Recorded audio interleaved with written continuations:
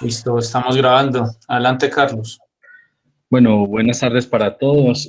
Pues primero que todo agradecerles por sacar este espacio, al profesor Juan Camilo, a la Universidad de Antioquia por apoyarnos, digamos, en este convenio que hacen, pues en estas charlas, en este espacio que hacen parte del convenio que tenemos con la Universidad de Antioquia. Un espacio donde estamos cada mes ampliando información de diferentes temáticas ambientales. Obviamente buscamos que la información sea muy enfocada al área de la estrella, pero en general hablamos de temáticas ambientales. Esperamos que estos espacios se sigan fortaleciendo, que repliquemos, digamos, y lleguemos a más personas en todo el Valle de Aburrá y obviamente en la parte sur.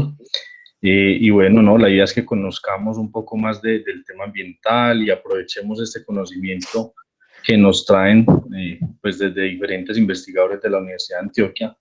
Y bueno, no siendo más profe, pues como para no quitarle más tiempo al profesor Juan Camilo, no sé para que lo presente, profe. Listo, dale. Bueno, no te presentamos a ti, No, Carlos. no me presente. Bueno, no sé si me presento, Carlos Andrés Correa, soy el ingeniero ambiental de la Secretaría de Planeación. Estaremos próximamente en la Secretaría de Medio Ambiente de la Alcaldía de La Estrella, donde vamos a tener unos retos bien importantes en el tema ambiental y bueno, esperamos contar siempre con la Universidad de Antioquia y las universidades que se han conectado ahí, compañeros de la Bolivariana y bueno, entonces es importantísimo que la academia se una a la parte pública y logremos hacer muy buenos proyectos para el municipio y para toda la comunidad como tal. Perfecto, Carlos. Bueno, y buenas noches a todos. Muchas gracias a todos los que se conectaron, los que ven después el video. Mi nombre es Camilo Ramírez. Digamos, yo soy la contraparte de Carlos. Carlos como Alcaldía de la Estrella, yo por la Universidad de Antioquia. Yo soy profesor del Instituto de Biología, Facultad de Ciencias de la Universidad, y entre los dos lideramos el convenio que busca la conservación ambiental del municipio de La Estrella en términos generales y que llamamos el programa La Estrella Biodiversa. Entonces, hoy estamos conectados en el marco de nuestras conferencias La Estrella Biodiversa, lo que llamamos de esa manera, que es el ciclo de conferencias que hacemos una cada mes, el primer jueves del mes a las 6 de la tarde, para hablar sobre temas diversos de conservación ambiental y de la realidad ambiental del mundo y de nuestro municipio en particular. Hoy tenemos un invitado especial que siempre ha estado hecho muy cerca a la realización del convenio. Él pertenece a la Facultad de Ingeniería de nuestra Universidad de Antioquia. Es el profesor Juan Camilo Villegas. Juan Camilo es ingeniero ambiental y tiene su formación de posgrado en los Estados Unidos en el área de, digamos, de hidrología y bosques, básicamente, y por eso, o sea, es un estudioso del cambio climático y ha adelantado pues bastantes investigaciones muy interesantes aquí en Colombia y es muy buen divulgador. Entonces yo estoy seguro que les va a poder contar a todos los que están conectados cosas muy interesantes. Camilo, gracias hermano, siempre muy generoso, pues muy dispuesto a colaborarnos. Bueno, muchas gracias Camilo y Carlos por la invitación. Llevamos muchos años, varios años conversando también con Camilo y con Carlos sobre ideas de trabajo en La Estrella, como sobre los temas, pues digamos, de cambio ambiental en general y de cómo conservar la biodiversidad y mantener los recursos. Entonces, bueno, me alegra mucho estar en este espacio, pues yo no sé si soy buen divulgador o no, pero me gusta mucho la divulgación, eso es muy importante. A veces a los científicos se nos acusa como de solo estar allá guardados en nuestros espacios y conversando solamente entre nosotros, pero yo creo que esa idea cada vez es menos cierta, cada vez ocupamos más espacios en la sociedad porque en particular sobre el tema del que vamos a hablar hoy, yo creo que necesitamos más información para poder tomar decisiones adecuadas, porque Yo espero que no pase lo que casi siempre me pasa cuando doy esta conferencia o alguna de sus variantes o en mis clases, y es que la gente sale muy aburrida.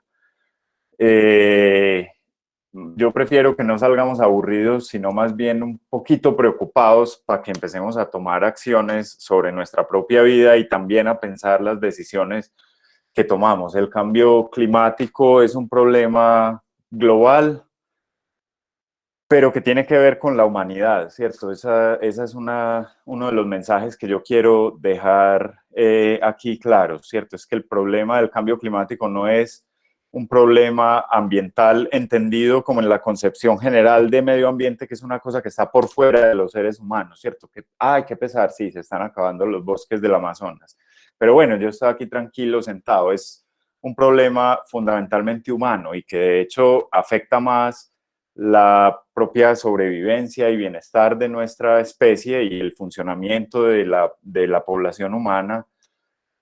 Lo afecta de la misma manera o, como decía ahorita, incluso más que lo que afecta al resto de la naturaleza. Entonces, el propósito de la charla de hoy, eh, pensando como en lo que decía Carlos, no es exactamente aplicado al municipio de La Estrella, pero evidentemente es una realidad dentro de la que está metida el municipio de La Estrella. Vamos a intentar en estos minutos, si hablo rápido, como explicar qué es el cambio climático, porque hay muchos asuntos de confusión en términos de la definición sobre lo que es cambio climático y sobre todo la idea es hablar como intentar responder, perdónenme, a ver, yo me muevo aquí, intentar responder estas preguntas que hay aquí. ¿Qué es? ¿De dónde viene? ¿Para dónde va? Y sobre todo, ¿qué podemos hacer como ciudadanos, incluso en términos del cambio climático?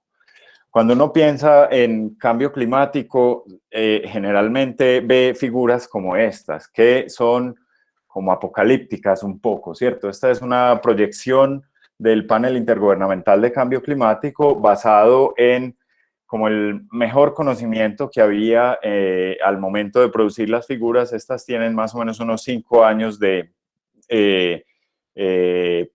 haber sido producidas.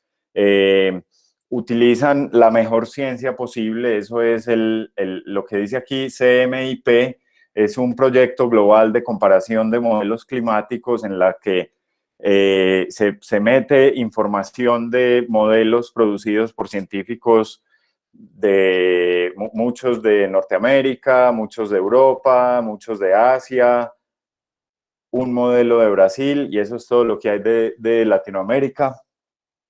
Y cogiendo toda esa información se producen como las estimaciones, digamos, concertadas de toda la ciencia global sobre el futuro del cambio climático. Entonces, estas figuras son medio apocalípticas, además, porque casi siempre las presentamos como en escala de rojos. Y lo que dice esto es básicamente cuánta es el aumento de temperatura esperado para, por ejemplo, el final de este siglo. El final de este siglo está a la vuelta de la esquina. O sea, ya, mejor dicho, esto está muy cerquita. Porque desde el punto de vista de la historia de la Tierra y de la velocidad a la que ocurren cambios en la Tierra, 50 años es nada, ¿cierto? Eso es menos que un segundo en la vida humana, por ejemplo, haciendo la comparación. Entonces aquí aparecen números muy rojos, ¿cierto? Generalmente estamos esperando en promedio globalmente aumentos que están, digamos, de 1,5 grados más o menos hasta 2 grados por aquí en el Polo Norte, y siendo un poco menos el aumento esperado en los océanos. Eso tiene una lógica física, ¿cierto? Calentar agua es más difícil que calentar tierra desde el punto de vista del balance de energía en la Tierra. Pero tenemos regiones nosotros muy cercanas en las que se esperan cambios muy fuertes, ¿cierto? De 1,5 grados, 1 a 1,25 grados centígrados en toda la región amazónica.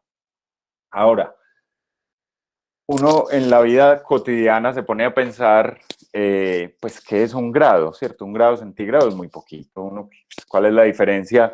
Por ejemplo, en mi casa, estoy mirando para allá porque tengo una estacioncita meteorológica, En mi casa en este momento estamos a 13 grados, pues no hay mucha diferencia entre 13 y 14 o entre 12 y 13. Ahí hay una diferencia fundamental entre el concepto de clima y el concepto de tiempo atmosférico. O sea, los 13 grados de temperatura que hay en este momento en mi casa es el tiempo en este instante. Entonces, ahí sí no hay mucha diferencia entre 12 y 13. Pero el clima es el promedio del tiempo atmosférico en el largo plazo, o sea, en años, en décadas.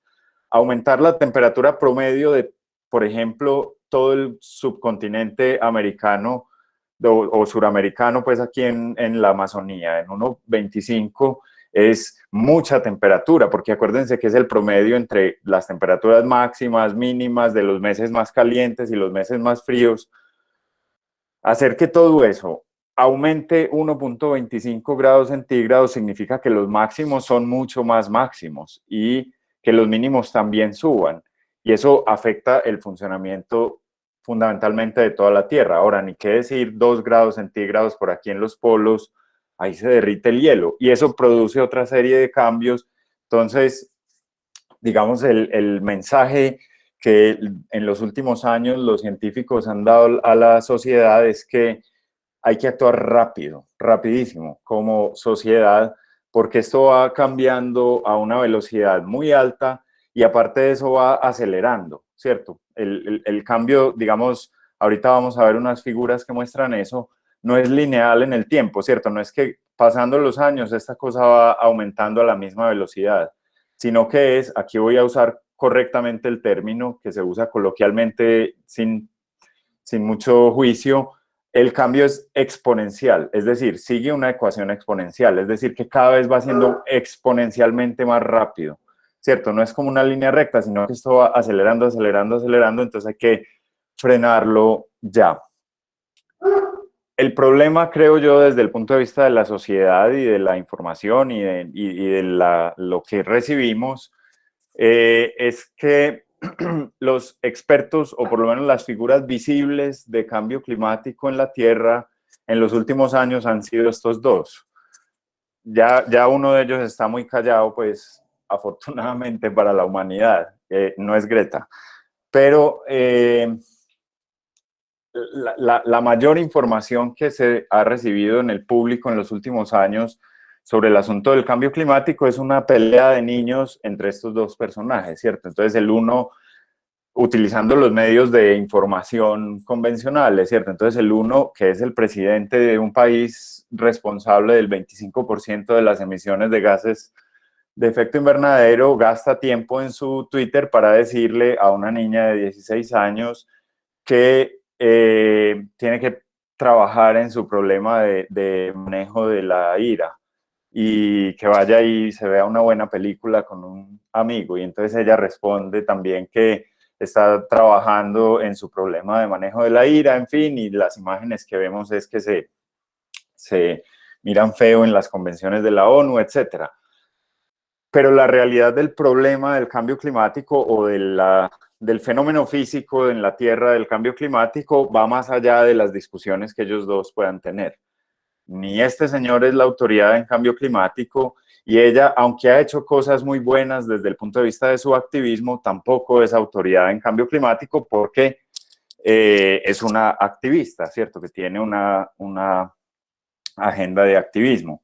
Cada uno habla de lo que puede. Insisto, ella en particular ha hecho un trabajo muy bueno porque por lo menos ha ayudado a que los de su generación, que van a ser muy importantes en lo que se viene en las próximas décadas, pues empiecen a tener mucha más conciencia y eso es muy bueno. ¿Cuál es el conocimiento que tiene Donald Trump sobre el cambio climático, por ejemplo? Donald Trump, yo lo uso aquí como una especie de meme, ¿cierto? Para ilustrar la posición de muchas personas en el mundo. Solo que él era famoso.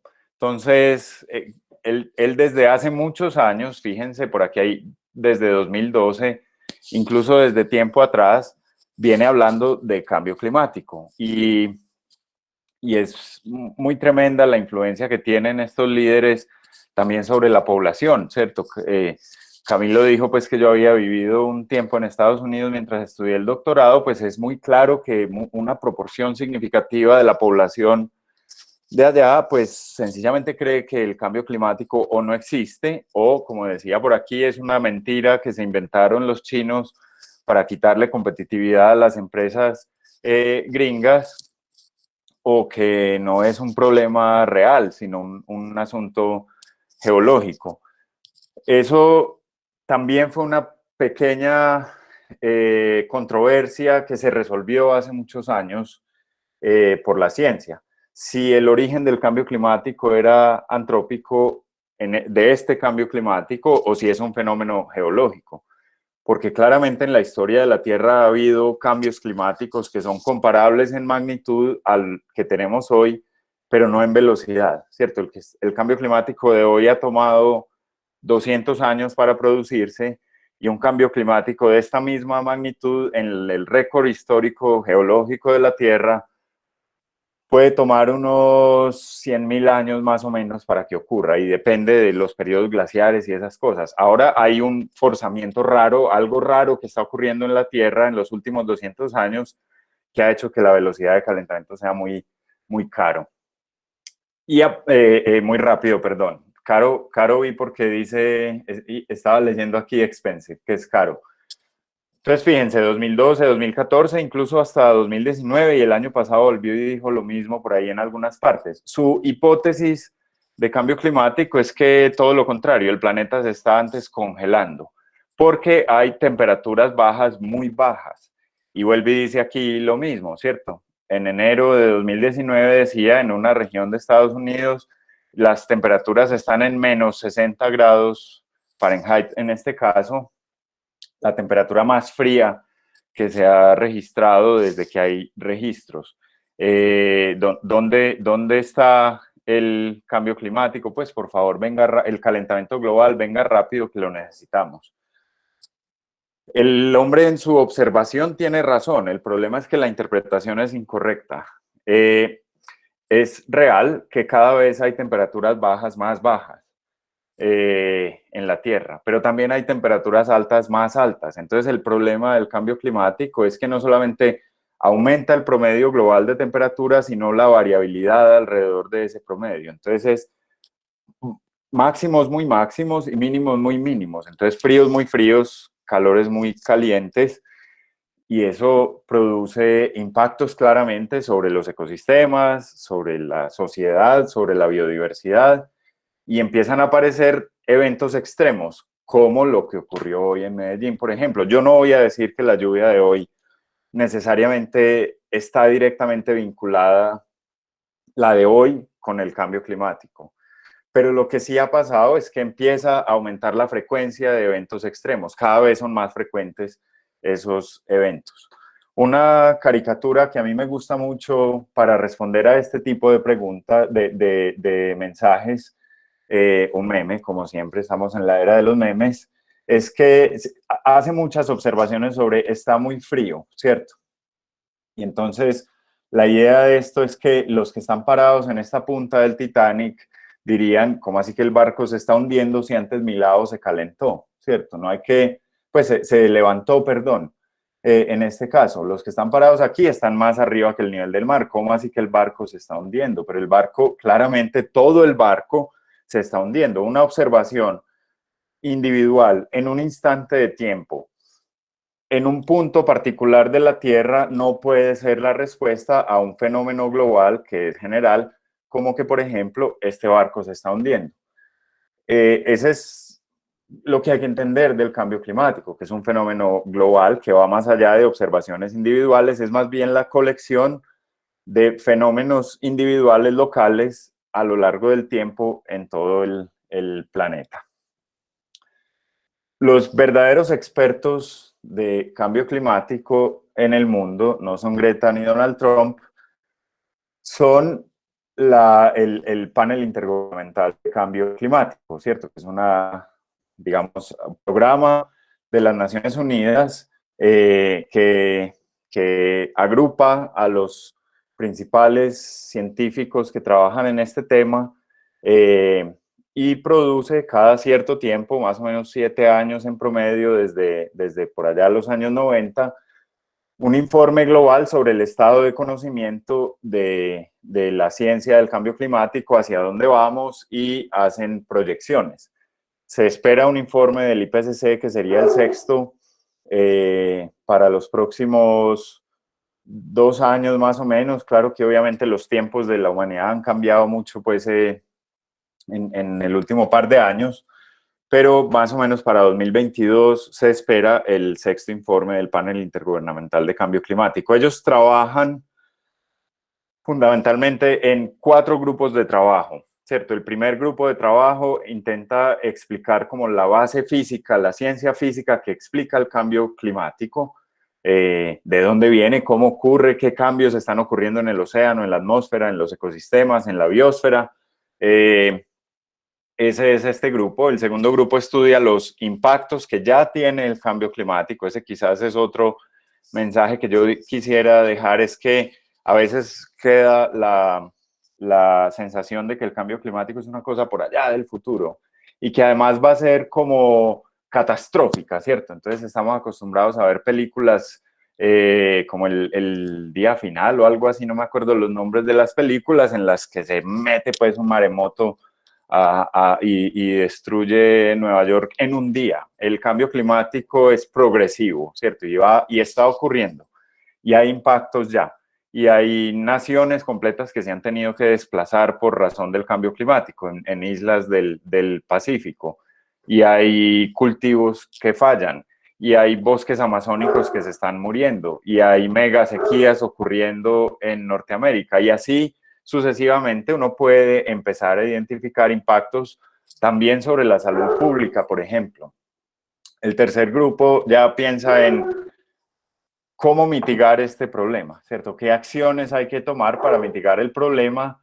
Y aparece en el nuevo organigrama, digamos, del panel, un grupo de trabajo sobre los inventarios nacionales de emisiones de gases de efecto invernadero. Esto sirve para poder llegar a las negociaciones de los acuerdos. El más famoso reciente pues ha sido el Acuerdo de París, en el que las naciones se comprometen con unas metas de reducción de sus emisiones de gases de efecto invernadero, emisiones directas en algunos casos, y en otros casos, como en nuestro país, por ejemplo, que tenemos una participación muy bajita en las emisiones directas globales, tenemos una responsabilidad grandísima en la conservación de los bosques, porque los bosques son sumideros importantísimos de gases de efecto invernadero. Entonces, frenar la deforestación es una contribución fundamental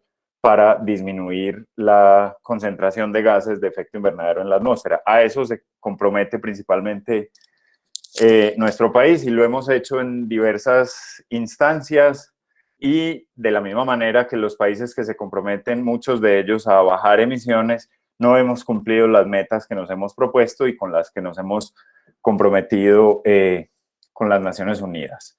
Entonces, ¿qué tipo de cosas están cambiando en el clima global? ¿O cuáles son las evidencias de que hay un cambio en el clima según observaciones? Ahorita vamos a ver algunas estadísticas. Muchas de estas imágenes que voy a presentar aquí vienen del informe del Panel Intergubernamental de Cambio Climático. Entonces, ¿qué ha cambiado? La temperatura sobre la Tierra, la dirección de las flechas significa pues para arriba aumento, para abajo descenso.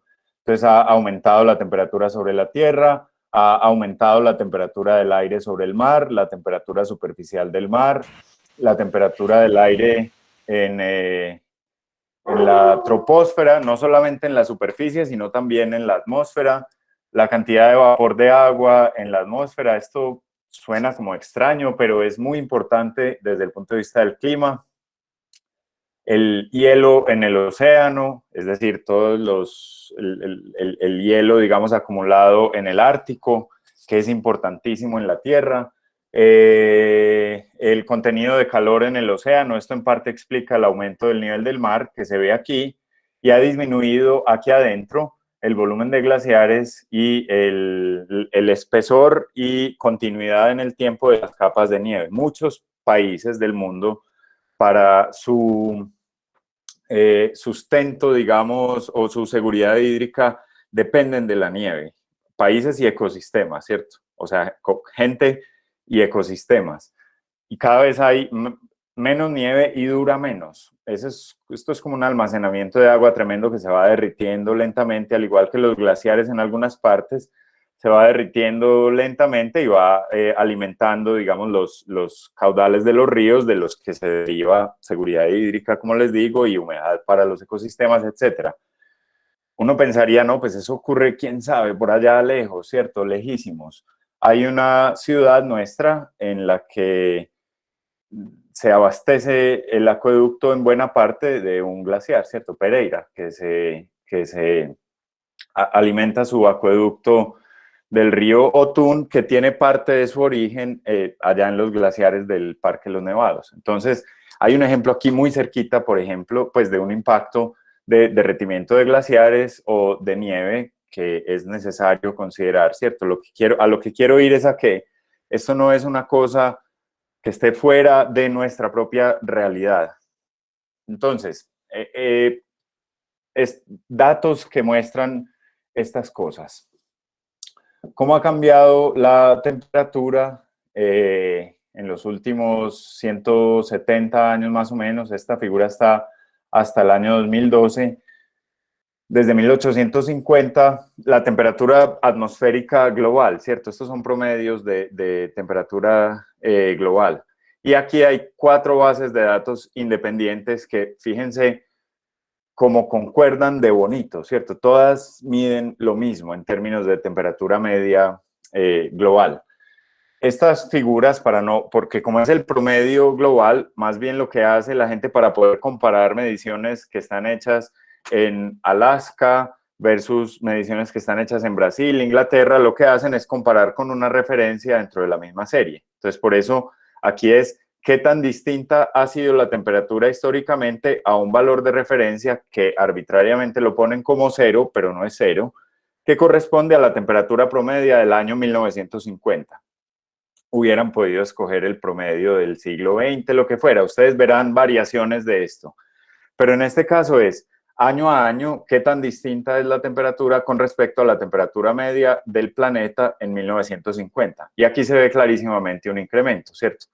Para mediados del siglo XIX estábamos por los lados de 0.5 grados centígrados más abajo de la temperatura de 1950 y para el año 2012 estamos 0.7 grados centígrados más altos que el promedio del año 1950. Uno puede hacer una resta aquí fácil de 0.7 aquí a menos 0.5 por aquí, digamos, en promedio para esta época, y le da, o sumando, perdón, estas dos cosas, le da 0.7 y 0.5, 1.2. Es decir, la temperatura media del planeta ha aumentado, según las observaciones, los registros, perdón que yo vivo con muchos perros, más o menos 1.2 grados centígrados en un siglo y medio. Esto nunca se había visto en la historia de la Tierra. No hay registro de eso, pues, en el registro que usan los científicos, por ejemplo, de hielo, etcétera. Esa es una manera de analizar esta serie, solamente, pues, considerando el principio y el final. Pero otra manera de analizar esta serie, y está relacionada con lo que decía ahorita, es que durante la segunda mitad del siglo XIX y principio del siglo XX, el cambio era muy lento, pues, digamos, ¿cierto? O sea, no había mucha diferencia. Fíjense que yo voy aquí más o menos en una línea recta. Aquí empezó a aumentar un poquitico, pero no mucho más rápido. Pero a partir por aquí como de los años 70, ¡pum!, esta cosa se aceleró un montón. Ahí está el asunto de un cambio exponencial, ¿cierto? Lo que han mostrado los datos después de esta figura, que es 2012 para adelante, es que esto sigue acelerándose. Y si ustedes buscan por ahí en internet información de, por ejemplo, récords de temperatura anual, van a encontrarse que en los últimos 5 años más o menos, 2015 a 2020, salvo uno de ellos, salvo uno de esos años, todos los años han sido el año más caliente registrado en la historia. Entonces, cada año sistemáticamente va siendo más caliente que el otro, más caliente que el otro, más caliente que el otro. Antes había variabilidad, ¿cierto? Este año era más frío, este año era más frío, más frío, más frío, pero cada vez vamos subiendo a una velocidad más acelerada. Temperatura, esto es temperatura del aire sobre la superficie terrestre. Temperatura del océano, superficial del mar, más o menos la misma historia, ¿cierto? Y estas dos series se parecen mucho, cambian un poquito en términos de magnitud, porque, como decíamos ahorita, calentar el océano es más difícil que calentar la Tierra. El problema es que enfriarlo también es más difícil que enfriar la Tierra. Ese es el problema como de la inercia térmica de este planeta, que es casi todo océano. Y es que una vez esto va acelerando a esta velocidad, así paráramos todas las emisiones, esta cosa va a seguirse calentando porque él tiene una inercia térmica. Más o menos la misma historia pues que veíamos ahorita, 0.2 a 0.2 más o menos, ¿cierto? 0.4 grados comparado con 1.2 grados. Pero este calentamiento del océano es el responsable fundamentalmente del clima en la Tierra. Uno se imagina el clima, la atmósfera, pero resulta que el principal responsable del clima en la Tierra es el océano, porque es el principal depósito de calor y agua. Clima no es nada más, pues eso es mucho, pero uno lo podría resumir en dos cosas: temperatura y agua. Movimiento del ciclo hidrológico es el clima, y temperatura, radiación que se mueve de un lado a otro. Y el océano, como el planeta es 70% océano, es el principal responsable pues del clima en la Tierra. Y este calentamiento, ¿qué es lo que hace? Acelerar el clima. O sea, el cambio climático es fundamentalmente una aceleración del clima. Entonces, ¿qué quiere decir eso? Un ciclo hidrológico más rápido, o sea, eventos más intensos climáticos, porque el ciclo hidrológico se está moviendo más rápido. Y aparte de eso, como la atmósfera está más caliente, tiene más capacidad de almacenar vapor de agua, entonces se pueden formar tormentas más intensas. Acuérdense del huracán que tocó tierra en Providencia el año pasado. Eso no pasaba antes. ¿Pero por qué pasa ahora? Porque hay más energía en el océano y hay más agua en la atmósfera, entonces se pueden formar tormentas mucho más fuertes. Por ejemplo, el año pasado, para dar un ejemplo de lo que eso significa, un océano más caliente y más vapor de agua en la atmósfera, ustedes saben que las tormentas tropicales en el Centro Nacional de Huracanes de Estados Unidos, aquí en el Atlántico, las nombran todos los años siguiendo el orden del alfabeto, ¿cierto? Entonces la primera tormenta empieza nombrándose con A, intercalan nombres masculinos y femeninos, la segunda B, la tercera C y así sucesivamente. El año pasado se les acabó el alfabeto, tocó recurrir al alfabeto griego para poder, después de que se acabó la Z, entonces empezar a usar letras griegas para seguir nombrando. Eso no pasaba antes. Y vamos a ver este año qué va a pasar con esa formación de tormentas. Temperatura del aire sobre el mar, pues más o menos la misma historia que la temperatura superficial del mar, un poquito menos caliente, pues en términos de magnitud que la temperatura en la Tierra, pero mucha variabilidad. Y una cosa, digamos, que yo quiero resaltar aquí es que la velocidad de aceleración, digamos, desde los años 70 para adelante es consistente en todos los registros de temperatura sobre la Tierra. Nivel del mar, la misma historia más o menos, ¿cierto? Esto se va acelerando a una velocidad más o menos constante desde que hay registros. ¿De dónde viene el aumento del nivel del mar? De dos fuentes. Una es precisamente el derretimiento de hielo marino, es importante para aumentar el nivel del mar. Ustedes saben que pues cuando se derrite hielo yo agrego agua líquida al océano y entonces pues hay más agua en el océano. Derretimiento de glaciares continentales, derretimiento de nieve continental, aumento de los caudales de los ríos, eso también es importante, eso aumenta el nivel del mar. Y el aumento en el contenido de calor del océano hace que el agua del mar sea, digamos, menos densa. Por lo tanto, la misma cantidad de masa ocupe más volumen porque está más caliente. Entonces se tiene que aumentar el nivel del mar. y vuelve y juega la idea de la que hemos estado hablando hace rato de magnitudes, de lo que significa la magnitud de un aumento. Entonces, al principio del siglo XX esto estaba en menos 100 milímetros, ¿cierto? 100 milímetros son 10 centímetros. Y subió aquí a 50 milímetros, ¿cierto? Entonces, de menos 100 a 50 hay 150 milímetros. Esos son 15 centímetros. 15 centímetros es esto. No, pues, cuidado que aumente esto el nivel del mar globalmente. Eso no es nada. Seguro que no es nada. Este es el aumento promedio de nivel del mar. Y eso significa que las mareas, además porque hay más energía en el océano, llegan hasta más adentro. Las corrientes marinas tienen más energía, entonces hay más posibilidad de erosión costera. Eso significa un aumento de 15 centímetros en una masa de agua tan grande que, por ejemplo, los emisarios marinos de ciudades costeras, es decir, donde descargan los alcantarillados de ciudades costeras, tengan una cabeza hidráulica más grande encima de ellos y entonces en vez del agua que está ya por debajo del nivel del mar, las tuberías de los alcantarillados, en vez de moverse hacia donde la descargan en el océano, al contrario, el agua del océano se entre hacia la ciudad y entonces brotan los alcantarillados de estas ciudades costeras.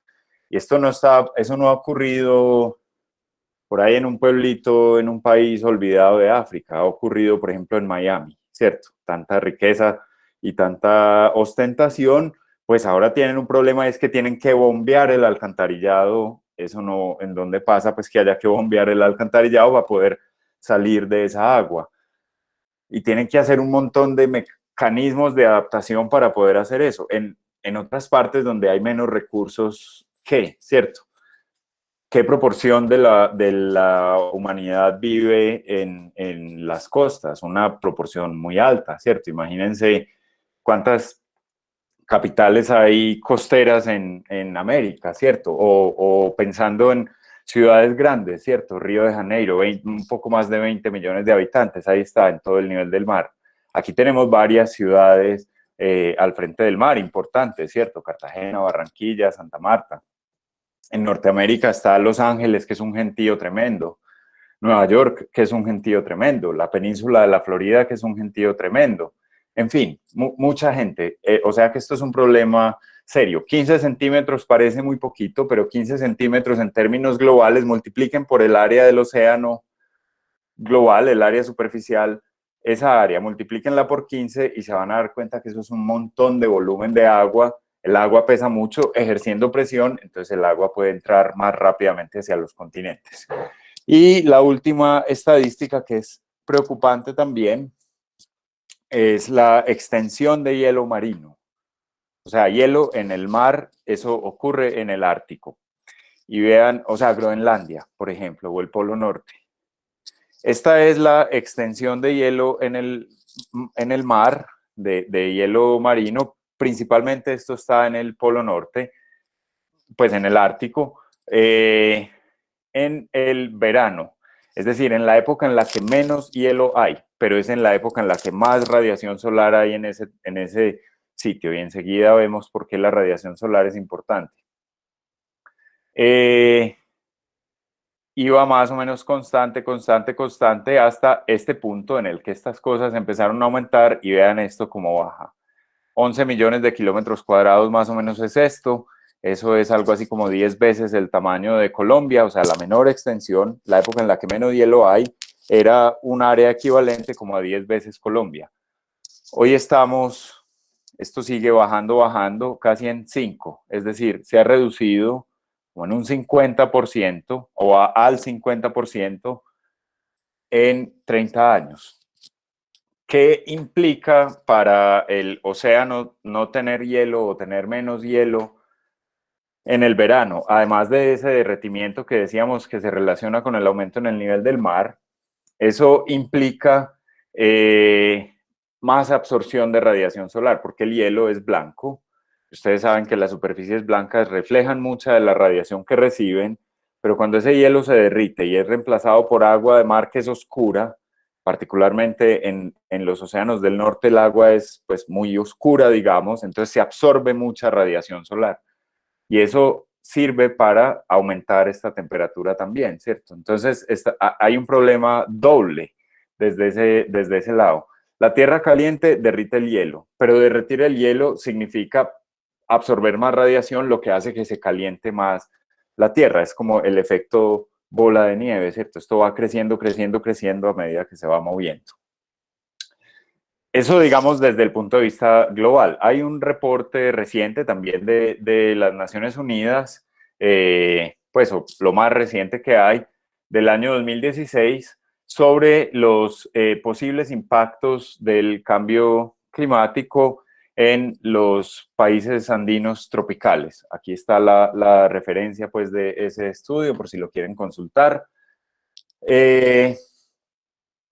Y básicamente lo que este estudio muestra, yo pues traje todas las figuras, pero me voy a concentrar sobre todo en las dos primeras, es en los cambios de temperatura y de precipitación, temperatura y lluvia, para la segunda mitad de este siglo. Entonces, la fila de arriba de esta figura lo que tiene es la historia, ¿cierto? Los últimos 50 años o la segunda mitad del siglo XX en términos de promedios, valores promedio de temperatura y valores promedio de precipitación, lluvia, para esta región. Y esto es qué tanto va a cambiar potencialmente la temperatura para dentro de 2061.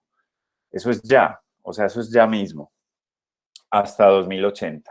Entonces, fíjense, pues, lo que sabemos.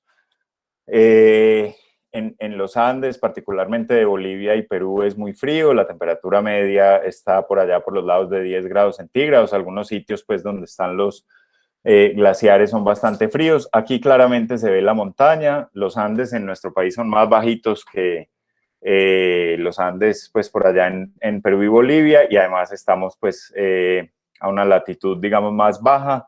Por lo tanto, de todas maneras tenemos pues regiones muy frías. La mayoría de nuestra población está localizada en esta región. Estos son datos, digamos, muy gruesos pues de clima, ¿cierto? Están basados en modelos muy gruesos, pero nos muestran algo de las variaciones. La costa pacífica del Perú y parte de Ecuador es caliente, pero es mucho más caliente la costa pacífica nuestra y llueve mucho más, ¿cierto? Fíjense, llueve mucho y es muy caliente. Luego tenemos como la región de los llanos y la Amazonía, que es caliente, por aquí 30 grados centígrados. Y la distribución de las lluvias es la siguiente: desiertos, zonas montañosas muy desérticas y luego una región muy lluviosa, que es exactamente donde nosotros vivimos. Nuestro país, comparado con los vecinos, es muy lluvioso. Perdón un segundo.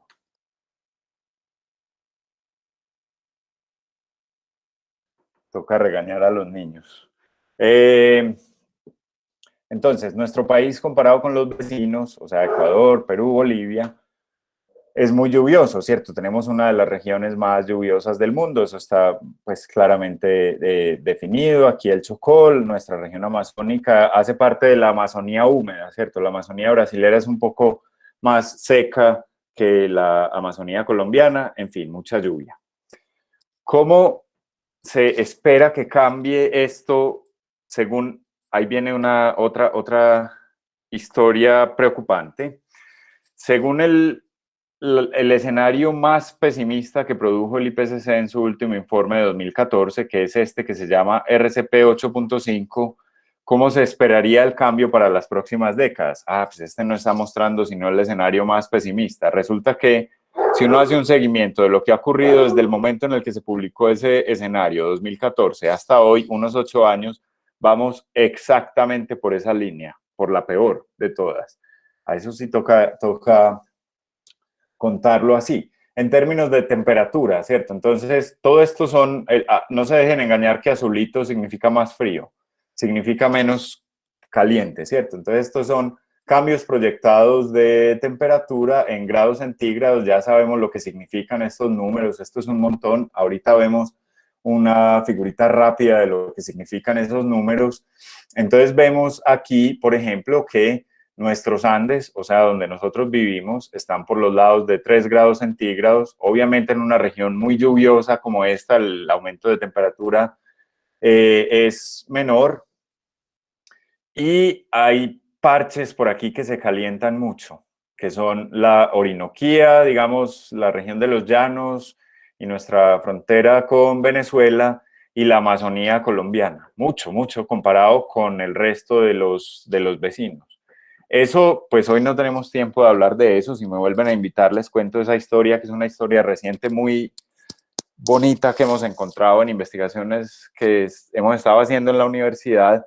Eso tiene implicaciones muy significativas para nuestra seguridad hídrica y seguridad alimentaria, porque la mayor parte de la lluvia que recibimos nosotros en la zona andina, de la que depende la agricultura y de la que depende la generación de energía para el país, por ejemplo, la mayor parte de esa lluvia es agua que se evapora en los bosques del Amazonas y en las llanuras del Orinoco, ¿cierto? Tenemos básicamente nuestra fuente de agua principal, no es el océano, es el Amazonas y el Orinoco. Pero si esto se calienta a esta velocidad, el funcionamiento de esos ecosistemas va a cambiar significativamente, creemos, y eso implicará alteraciones sobre la lluvia de la región aquí adentro. Entonces, pasando al siguiente, mapita. Entonces, a pesar de que las proyecciones, digamos, de cambio en la lluvia, estos son disminuciones para este lado, aumentos para este lado, a pesar de que las proyecciones para la región andina nuestra traigan como aumentos por aquí en la región, digamos, cerquita del Pacífico, pero no, cambios no muy significativos en las cabeceras de las cuencas de los ríos Magdalena y Cauca. Eso probablemente hay que corregirlo un poco por el efecto de la lluvia. Estos modelos no consideran ese efecto del origen de las lluvias, porque es, digamos, información relativamente reciente. Entonces, puede que sí cambie como consecuencia de los cambios en las regiones del Amazonas y del Orinoco. En términos generales, la lluvia, digamos, aquí en la región central de los Andes, según estas proyecciones, va a aumentar como en un 20% más o menos. Lo mismo que en el Pacífico, en la región central, sur, digamos, de los Andes y en el piedemonte amazónico no hay mucha coincidencia, y justo en la región más seca del país va a disminuir la lluvia. Ustedes se acuerdan los problemas de seguridad hídrica tan graves que hay, por ejemplo, en el departamento de La Guajira. En los últimos años eso ha estado en las noticias. Pues el futuro puede ser un poquito más delicado. Pero digamos que seamos regionalistas y egoístas. Entonces uno dice, ah, no, aquí va a aumentar la lluvia, excelente, porque los embalses que generan energía para todo el país están la mayoría en esta región, y la agricultura y todo eso, pues muy bueno tener más agua. Bueno, hoy vimos un ejemplo de lo que significa tener más agua para el Valle de Aburrá. Y el siguiente mapita, que también viene de este mismo informe, muestra, por ejemplo, la incidencia de, digamos, inundaciones o avenidas torrenciales, es decir, desastres asociados con el agua, con la lluvia, consecuencias de la lluvia. Esto es más o menos la historia de ocurrencia de estos desastres desde 1985 hasta 2011. ¿Dónde está el único rojo de este mapa? Véanlo aquí, ¿cierto? Más de 27 desastres registrados en esta época, toda la región andina de Colombia. ¿Qué significa avenidas torrenciales? Pues ya sabemos lo que significa avenidas torrenciales, ¿cierto? Quebradas furiosas bajando por las montañas. Eso además tiene una relación con la deforestación, porque entonces se producen más avenidas torrenciales, entonces más lluvia y menos vegetación para retener los impactos de esa lluvia, produce más escorrentía superficial directa, y eso es lo que se llama crecientes de quebradas. Estamos acostumbradísimos en el Valle de Aburrá a las emergencias, digamos, de ese tipo. Y aquí se ve en las estadísticas. Luego tenemos la vulnerabilidad, digamos, en términos de desastres y seguridad alimentaria asociada con cambio climático en estos países. Para eso miden un montón de índices, ¿cierto? Que están fundamentalmente asociados con probabilidad o intensidad, digamos, del cambio climático, vulnerabilidad de riesgo y desastres, que está asociado como con estos colorcitos de aquí, y nivel de inseguridad alimentaria. Y aquí lo que vemos es que, digamos, nuestra región está en un valor medio de vulnerabilidad, no necesariamente por los desastres, sino por la seguridad alimentaria. Pero vemos que en Colombia, en casi ninguna región, salvo el Amazonas, tenemos riesgo bajo o vulnerabilidad baja. ¿Y por qué en el Amazonas hay vulnerabilidad baja? No porque el cambio climático no vaya a ocurrir allá, lo vimos en la diapositiva anterior, o no esté ocurriendo, sino porque vive poquita gente. La densidad, digamos, de población es bajita comparado con las demás regiones del país. Ya rápidamente voy a hablar de esta última figura. Esto es un inventario de entre 2000 y 2015. El número de desastres registrados por país y el número de muertes asociadas con esos desastres registrados por país. Cada muñequito de estos significa 10 personas. Entonces, fíjense, Colombia, 67 desastres, y vean este número de víctimas. Es decir, esto le cuesta desde el punto de vista social y desde el punto de vista económico y desde el punto de vista de los sistemas de salud al país, ¿cierto? Comparado casi que al mismo nivel, digamos, de Perú, que es un país, digamos, comparable con nosotros en términos de tamaño, pero como al mismo nivel de Brasil, que tiene muchas veces más población que Colombia, 5 o 6 veces más población que Colombia. Entonces, si uno lo hace por habitante, nuestro país no está bien. Los colores de esto significa la fuente, digamos, del tipo de desastre que produjo las muertes. La mayoría de nosotros está por deslizamientos y avenidas torrenciales. Entonces, si se proyecta más lluvia y si se proyecta más temperatura y somos campeones en deforestación en el continente, eso también es medido, pues nuestra vulnerabilidad en términos de desastres también va a aumentar significativamente en los próximos años. Voy a saltarme un poquito esta figura porque el tiempo no es muy buen amigo mío. Pero esto sería como los efectos de distintos niveles de calentamiento, 0, 1, 2, 3, 4, 5 grados centígrados, sobre distintas características, digamos, del funcionamiento de la Tierra y también del funcionamiento de los sistemas humanos. Acuérdense que teníamos por los lados de 3 grados, ¿cierto? Entonces aquí hay problemas sobre el agua, aquí hay problemas sobre los ecosistemas, aquí hay problemas sobre la producción de alimento, aquí hay problemas en términos de costas, erosión costera, aumento del nivel del mar y sobre todo, digamos, importante, aumento sobre los sistemas de salud. Pues de la presión sobre los sistemas de salud. Eso es una realidad hoy, ¿cierto? No es que vaya a ser el futuro. Se aumentan, por ejemplo, los rangos de distribución de vectores de enfermedades infecciosas. En zonas donde antes no había dengue, ahora hay dengue, por ejemplo. Aumentan los impactos de oleadas de calor excesivas. Si ustedes se fijan en las noticias por ahí en agosto cada año, van a oír historias de países como Francia o en Estados Unidos, o en Alemania o en otros países europeos, donde se muere la gente en las calles de calor. Eso es un costo sobre los sistemas de salud que es importante empezar a incorporar, digamos, dentro de los planes, dentro de la planificación de los países. Digamos, como un resumen de los impactos, si a alguien le interesa profundizar en el tema, lo pueden encontrar en el informe más reciente, digamos, del IPCC sobre las implicaciones o sobre intentar mantener el calentamiento de la Tierra a un nivel de 1.5 grados centígrados sobre temperaturas preindustriales. Tenemos muy poquito campo de acción para poder cumplir esta meta.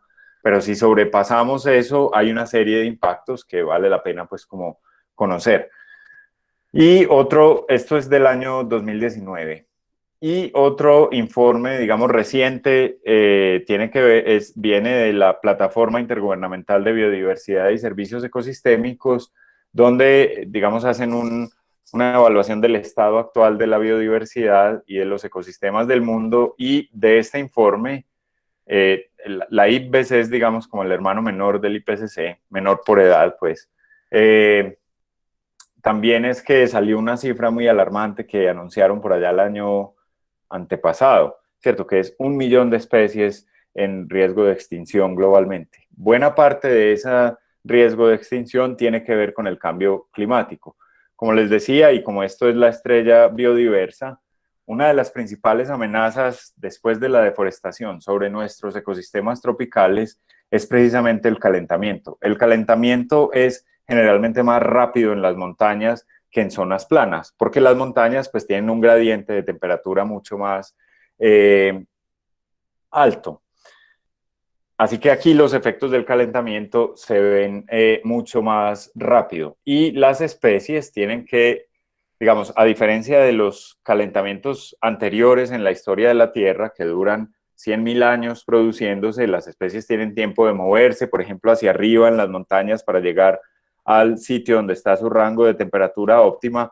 Ahora esto va tan rápido que se los traga, ¿cierto? Es decir, las especies, particularmente las plantas, no son capaces de moverse tan rápido como la velocidad del cambio, y por eso muchas de ellas se van a extinguir, local o incluso globalmente. Ahora, ¿qué importa que se extinga? Pues sí, qué pesar, pero bueno, yo estoy en mi casa tranquilo comiendo papas que no se van a extinguir. El problema es que eso altera completamente el funcionamiento de los ecosistemas, ¿cierto? Que cambie la diversidad, hace que cambie la estructura y hace que cambie el funcionamiento, y entonces los bosques que tenemos hoy probablemente se van a mover a otra cosa menos diversa, menos compleja estructuralmente, y recibiendo más lluvia puede haber menos posibilidad de generar suelo nuevo, retener el impacto de la lluvia, es decir, se desata como una cadena de cosas. Puede que algunas especies, por ejemplo, tengan un rango geográfico amplio y soporten el cambio de temperatura, pero si sus polinizadores no lo logran, entonces se quedan sin quien las polinice y se pueden extinguir localmente. O sea, es una cadena de cosas. ¿Sabemos predecir eso? No lo sabemos predecir, porque la velocidad a la que están ocurriendo los cambios ha sido convencionalmente más rápida que la velocidad a la que somos capaces de generar nuevo conocimiento para saber quién está cambiando, para dónde se está yendo. En la universidad estamos haciendo un par de trabajos ahora, intentando explorar la vulnerabilidad de especies del bosque andino a calentamiento y a aumento de variabilidad climática, ¿cierto? De sequías, por ejemplo, que también se esperan con el cambio climático. A ver quién sobrevive y qué características de las especies permiten la sobrevivencia. Eso puede ser útil pues para saber quién va a sufrir y quién no, pero también puede ser útil para saber con qué tipo de especies se hacen proyectos, por ejemplo, de restauración ecológica. Yo creo que estoy mal de tiempo, Camilo, ¿cierto? No, me voy a quedar con la mitad del tema sin decir, pero no importa. Pues no, tampoco tan mal, pero no, obviamente pues para aprender 44 no nos da. No, está muy No, bien. cuando vos quieras, Camilo, si quieres tomar unos minutos más o si quieres más bien construir lo que tengas para decir urgente con base en las preguntas que te tengan, como quieras. Voy a hablar de dos cosas más rápido y listo, para que pasemos pues a las preguntas. Pensemos también en otro espacio, profe, pues como que ahora sí, no, Claro, no es lo que me es digan. posible pues con el profe, claro. Así Conmigo sí, no hay ningún problema. Podemos hacer la parte 2 como las películas. Bueno, la siguiente parte, digamos, de las preguntas que teníamos para la conferencia es, pues, de dónde viene o cómo ocurre este cambio climático. Entonces, uno describiendo esta figura se puede gastar un semestre de la universidad, pero básicamente, ¿qué es lo que está cambiando en la Tierra? El balance de energía. ¿Y qué es lo que está ocurriendo? Fundamentalmente, porque hablamos mucho de efecto invernadero, efecto invernadero. ¿Qué es el efecto invernadero? Es básicamente que la Tierra tiene dos entradas de energía hacia la superficie. La primera es la energía que viene del Sol. Esa no ha cambiado mucho en los últimos 2 siglos. Recibimos más o menos la misma cantidad. De esta, una parte se devuelve hacia el espacio reflejada. Ahí la importancia del hielo, que refleja mucho. Ahí la importancia de superficies, digamos, relativamente claras. Los océanos se están oscureciendo, por ejemplo. Entonces, cada vez, a pesar de que recibimos la misma cantidad, devolvemos menos. Es decir, estamos absorbiendo más. Esa es la primera entrada. La segunda entrada es la que viene, digamos, de la atmósfera, pero no es que la atmósfera emita energía, emita radiación, sino que la Tierra, en función de su temperatura, como cualquier cuerpo, emite energía. Y parte de esa energía que emite la Tierra la absorben unas cosas en la atmósfera que se llaman gases de efecto invernadero. Ellos la absorben y vuelven y la emiten a la superficie de la Tierra. Entonces, ¿qué está pasando con esto? Que como la Tierra está más caliente, emite más energía. Y como hay más gases de efecto invernadero en la atmósfera, ellos atrapan más de ese calor y vuelven y lo devuelven más, haciendo que la Tierra esté más caliente. Y como la Tierra está más caliente, emite más calor y entonces estos atrapan más energía, entonces emite más energía y así sucesivamente esto va aumentando. Lo mismo que con esta cosa. El efecto invernadero no es un efecto creado por el hombre, eso es un efecto natural. La Tierra, desde que tiene atmósfera, tiene efecto invernadero.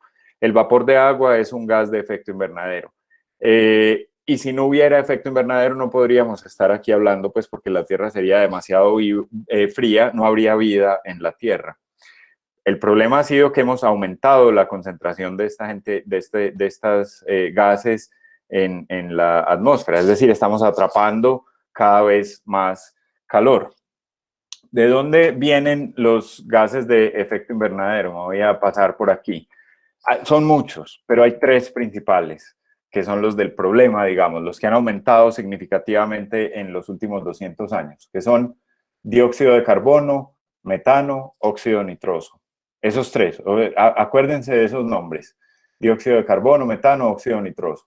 Estas son las concentraciones de ellos 3 en la atmósfera desde el año 0 de la era cristiana, ¿cierto? Un poquito más de 2000 años de información de estos. Pues, ¿quién había midiendo en el año 0? Nadie, pero hay burbujas de aire atrapados en hielo que se congeló hace 2000 años y que los científicos fueron y lo sacaron de la Antártida y miden la concentración de estos gases en el aire que estaba atrapado en el hielo.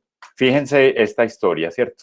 Esto venía constante, constante, constante, constante. Llegó un momento determinado, año 1800 más o menos, siglo XIX, pum para arriba, pum para arriba, pum para arriba. Ahora estamos, pues vean esta concentración, o sea, altísimo con respecto a lo que había antes.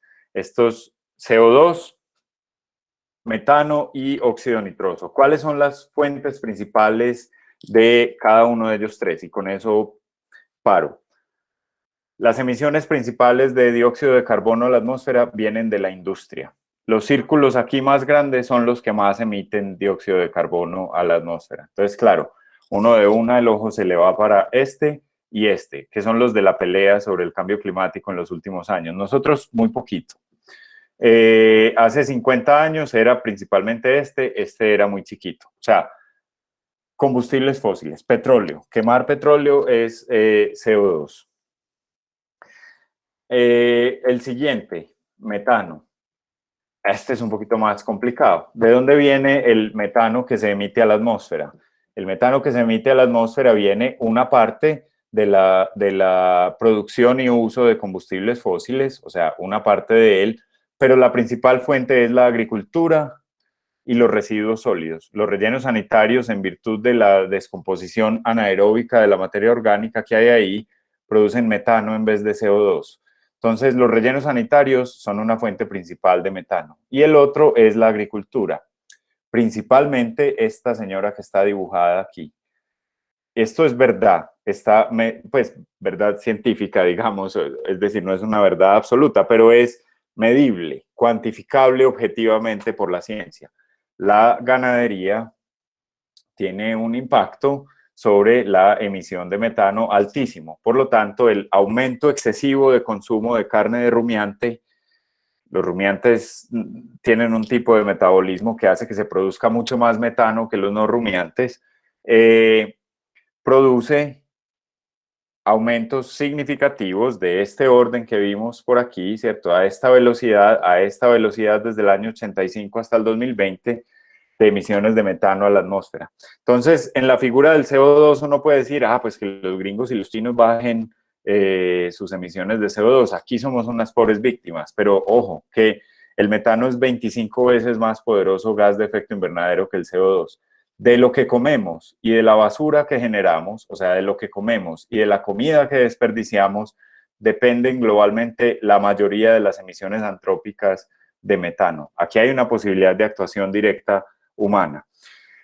Y el tercero de ellos, óxido nitroso, que es un poco más de 100 veces más poderoso gas de efecto invernadero que el dióxido de carbono, el primero que vimos. La principal fuente, o sea, la flecha más gorda de aquí de las actividades antrópicas, de las actividades naturales, pues no hay mucho que hacer. Pues de las emisiones naturales no dependen de nosotros.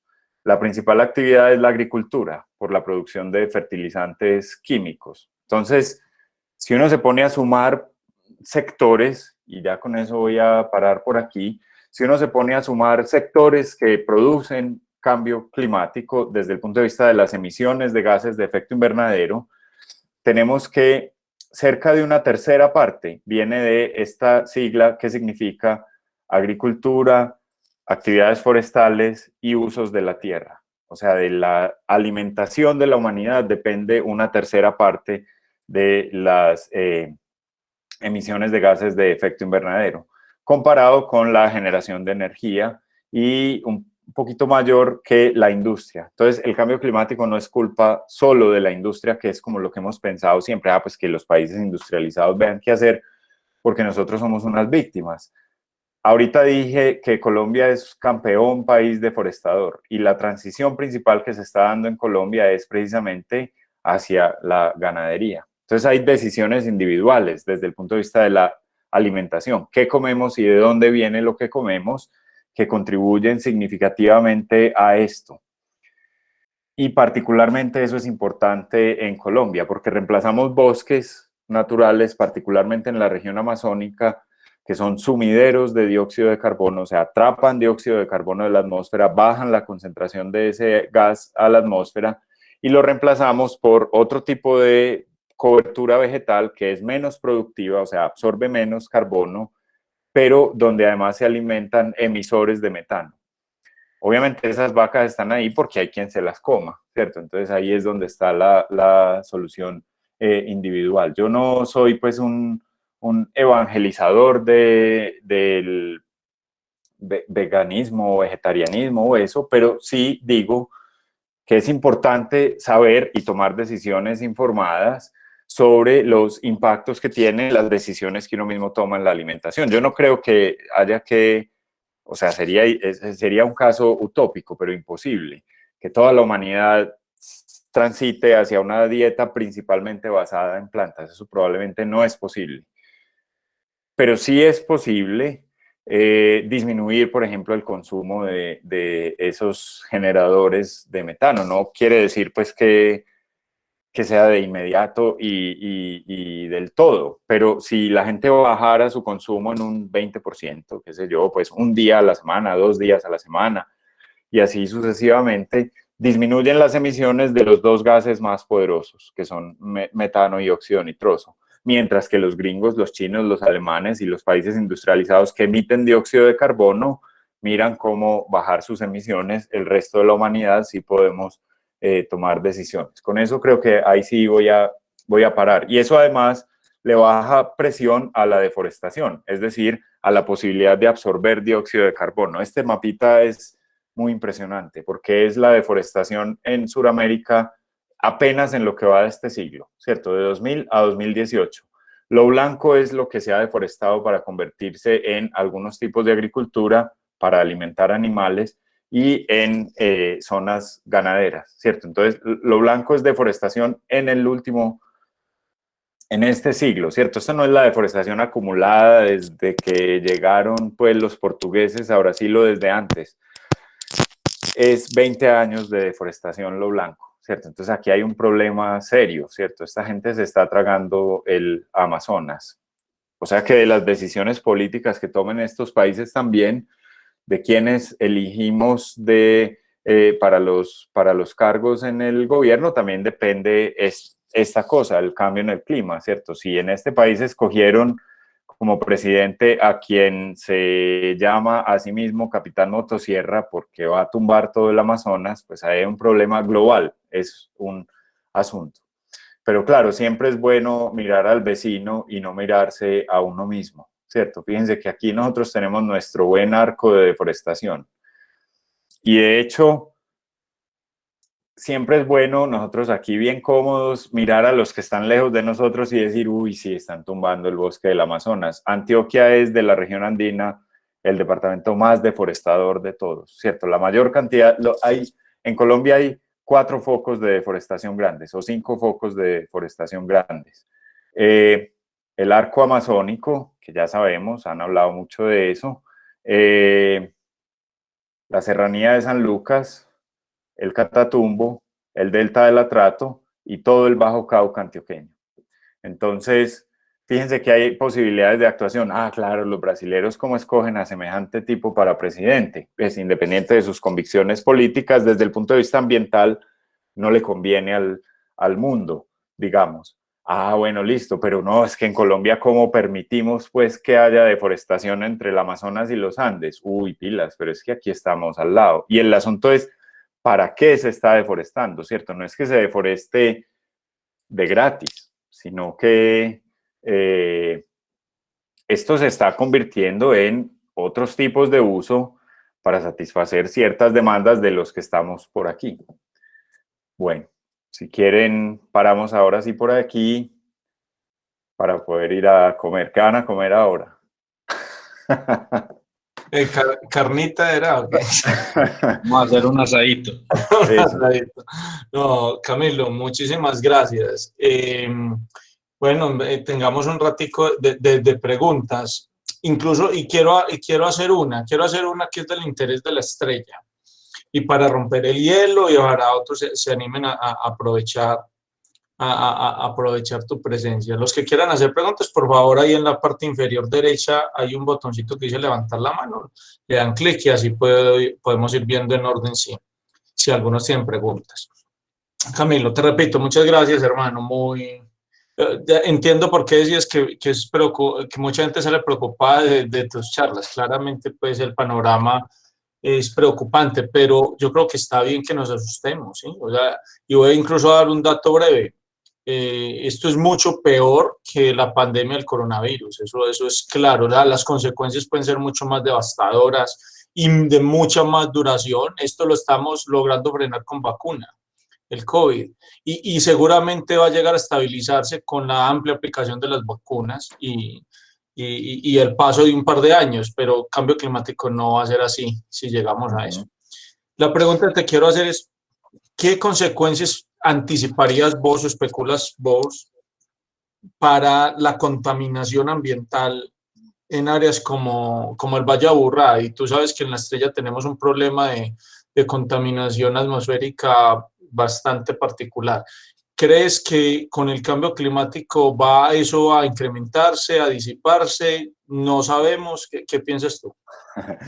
La respuesta estándar de los académicos, vos sabes, siempre es depende. Mentira, no, pero esa es una predicción muy difícil de hacer por varias razones. Primero, es muy difícil anticipar cómo se manifiesta el cambio climático en un área tan chiquita como el Valle de Aburrá, ¿cierto? El Valle de Aburrá en términos globales es muy chiquito, entonces hacer proyecciones en áreas chiquitas es muy difícil, porque en el clima de una región local como esta intervienen muchísimos factores, muchos. Entre ellos el clima global, claramente, pero hay asuntos de circulación atmosférica local, anomalías que ocurren en la escala regional que pueden modificar el clima. Entonces, pues, no hay una señal exacta de cambio climático para saber lo que va a pasar en el Valle de Aburrá. En términos, por ejemplo, de la estacionalidad de la lluvia, la cantidad de lluvia, etcétera, la temperatura aumenta. Y la temperatura aumenta, además, ayudada por el efecto isla de calor urbano. Eso es conocido y medido, y medible y medido en el Valle de Aburrá, ¿cierto? Nuestro crecimiento urbano y la transformación de los bosques periféricos ha aumentado la temperatura. Un aumento de temperatura promedia en una región como el Valle de Aburrá puede ayudar a que se produzca convección, que ayuda a liberar los gases de la contaminación, ¿cierto? O sea, aumentar la temperatura puede hacer que la contaminación esté menos tiempo en el valle. Pero el problema también es la estacionalidad de ese aumento de temperatura, ¿cierto? Porque esos eventos graves de contaminación que tenemos aquí precisamente se dan en las épocas de transición. Predecir qué va a pasar con eso es muy difícil. Entonces yo no me aventuraría a decir que con el cambio climático va a ocurrir tal o cual cosa con la contaminación, porque proyectar digamos, la relación directa de temperatura, que es la que se asocia principalmente con la disipación de esos contaminantes, no es fácil.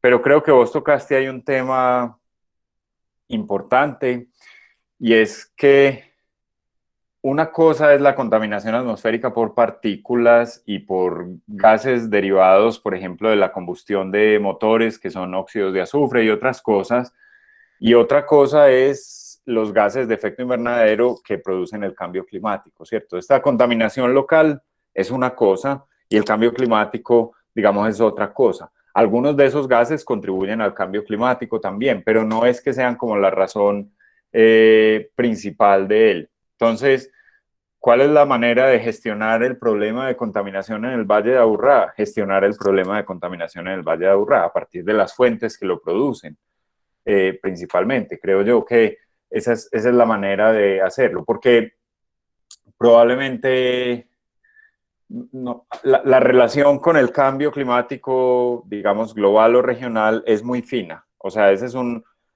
evento local y particular que obedece a causas locales y particulares. No es que haya más contaminación porque el clima está cambiando en la Tierra. Hay más contaminación porque hay más motores de combustión interna en el Valle de Aburrá. Eso es claro, en un hueco, ¿cierto? Que es lo que es el Valle de Aburrá.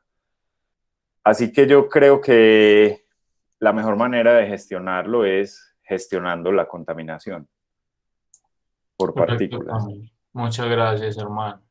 Listo. Bueno, Paula Cortés levantó la mano. Paula. Y Ángela Patricia Arismendi también. Sí, pero ve, a mí no me aparece En aquí. el chat, en el chat. Ah, en el chat. Ah, bien. Paula está. No sé, Sí, eso. Adelante, Paula. buenas noches. Tengo una duda. ¿Se espera que los fenómenos de la niña y el niño sean más recurrentes y más fuertes con el cambio climático? ¿Y alguno de los dos va a ser más intenso que otro? Esa es una pregunta buenísima, Paula. Sí, probablemente, digamos, como la proyección más de la que se tiene más certeza, que impacta directamente nuestro clima aquí en Colombia, es exactamente lo que estás diciendo, como una intensificación del fenómeno ENSO. O sea, el niño y la niña finalmente son el mismo fenómeno, que es un calentamiento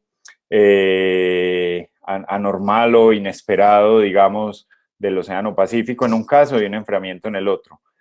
Eso se ha observado ya, que cada vez son más, o sea, hay menos tiempo, son más frecuentes entre ellos, se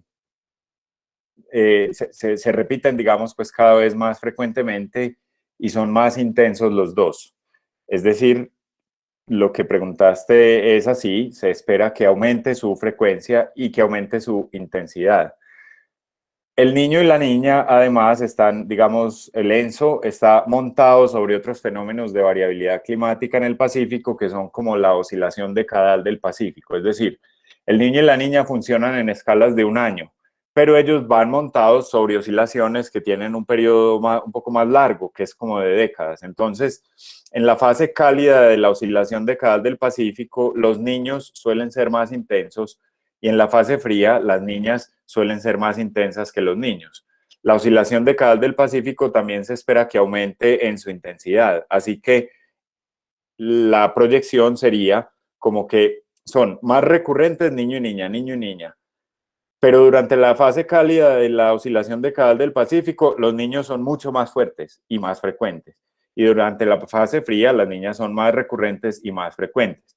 En la última década tenemos un ejemplo buenísimo de eso, ¿cierto? Ustedes se acordarán del fenómeno de la niña del 2010-2011, que causó un montón de problemas en nuestro país, o más bien, nuestro país no, es muy vulnerable a fenómenos de la niña como esos. El presidente le puso apodo y todo, el presidente de ese momento, maldita niña.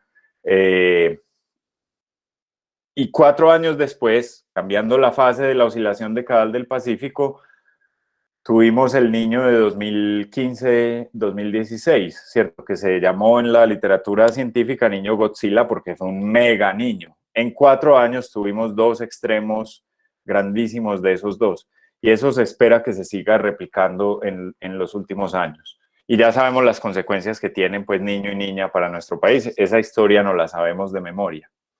El problema es que no la sabemos de memoria, pero siempre nos coge por sorpresa. O sea, todos nos acordamos de niños y niñas, pero el próximo niño o niña fuerte que lleguen va a producir las mismas consecuencias que han producido todos los de la historia. Perfecto. Gracias, Paula, y gracias, Camilo. Ángela Patricia. Buenas noches, interesantísima la charla. Tengo 2 preguntas.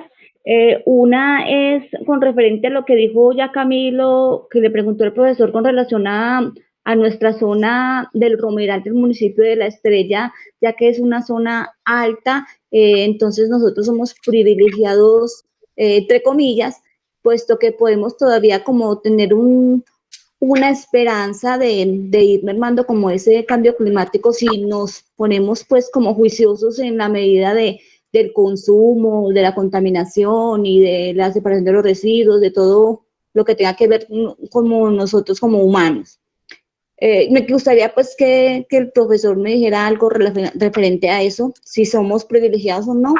Y la segunda pregunta es con relación se están oscureciendo los océanos, ¿qué causa este fenómeno? Dado que la misma densidad de los 2 océanos no se juntan las aguas debido a su densidad, y si eso tiene que ver con relación al fenómeno de la rotación de la Tierra, debido a que el cambio de las temperaturas influye mucho en eso, y no sé si en la medida del tiempo este fenómeno traerá pues más consecuencias más nefastas en la medida de que el mismo océano se vuelva más oscuro de pronto por la contaminación, ya me lo aclarará el profesor, y si algún día de pronto los mares se pueden juntar y hay mucha la vegetación y todo, los animales que existen en el mar, pues ¿cuál sería como la afectación? Muchas gracias, feliz noche. Listo, Ángela, muchas gracias. Entonces voy a responder tus 2 preguntas. La primera, en efecto, yo creo que, por ejemplo, el municipio de La Estrella es privilegiado por tener la reserva de La Romera. Y ese privilegio al mismo tiempo es una responsabilidad tremenda, porque es necesario preservar, en particular en los Andes colombianos, como ya vimos, es fundamental mantener los ecosistemas altos y las cabeceras de las cuencas, restaurar los bosques de esas regiones y conservar los que existen. Es decir, el ordenamiento territorial municipal es fundamental para enfrentar los posibles efectos o los efectos ya del cambio climático, ¿cierto? Ante la intensificación de las lluvias, la clave para evitar avenidas torrenciales, la clave para evitar deslizamientos, la clave para evitar crecientes súbitas de las corrientes de agua es conservar los bosques de las cabeceras. Y eso tiene una lógica física, ¿cierto? Toda esa maraña de árboles y de plantas y de vegetación atenúan la velocidad de la lluvia. La lluvia cae sobre ellas y luego cuando llega al suelo tiene menos energía, una velocidad más bajita. Entonces no cae con tanta intensidad sobre el suelo desnudo cuando se compara un bosque con una zona deforestada. Aparte de eso, las plantas de los bosques, los árboles, acumulan un montón de materia orgánica de hojarasca en la superficie del suelo. Eso almacena agua también y no deja que se ruede o que se escurra por las montañas. Aparte de eso, las raíces mejoran la estructura del suelo y los microorganismos, Camilo. Cuando estoy con usted me toca decir eso, pero cuando estoy solo digo raíces solamente. Las raíces de los árboles y los microorganismos asociados a ellas mejoran la estructura del suelo y aumentan su capacidad de almacenamiento de agua. Eso es fundamental, eso se llama regulación hidrológica. Entonces, ante un clima que produce más extremos climáticos, o sea, lluvias más fuertes y más lluviosas y también temporadas secas más largas, por ejemplo, en esos fenómenos del Niño, la presencia de ese mecanismo de regulación es fundamental, porque entonces durante la época lluviosa disminuye la velocidad, digamos, de caída de la lluvia y guarda agua en el suelo que no se escurre directamente haciendo crecer las corrientes y produciendo avalanchas y todas esas cosas. Pero en las épocas secas, esa agua que se había quedado guardada en los suelos va drenando lentamente hacia los cauces de las quebradas y los mantiene. Y ahí se surten los acueductos veredales, los acueductos municipales, los embalses, etc. Entonces, es importantísimo recuperar los bosques de laderas en donde no haya y conservar los que existen, como en el caso de La Estrella. Sobre tu segunda pregunta, que es la del oscurecimiento del océano, yo me estaba refiriendo a oscurecimiento sobre todo como en términos de, o sea, yo uso las palabras como claro y oscuro, no necesariamente en términos de la manera como lo vemos nosotros, sino de la manera como ellos interactúan con la luz del sol. Creo que no aclaré eso mientras estaba hablando, siquiera lo preguntaste.